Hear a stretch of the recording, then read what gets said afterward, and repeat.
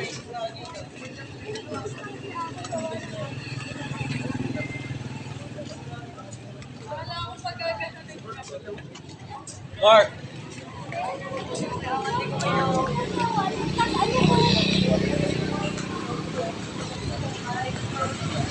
Ito ngayon nagkaganapan sa gabi ng Huwebes Santo.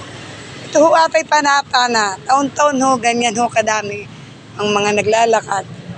Alam niyo ho, sila ho nag-uumpisa dumaan sa tapat ng aming tindahan. Sila ay mga alas 4 ng hapon, marami na hong naglalakad. So, hanggang ngayon ho, magdamag ho silang naglalakad. Papunta ho silang Lokban Quezon.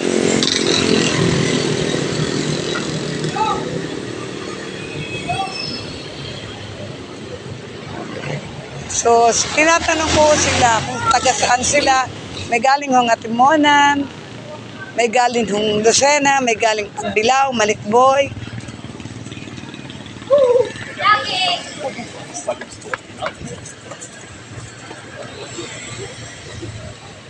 Yan ho ay taon-taon. Panata na ho yan.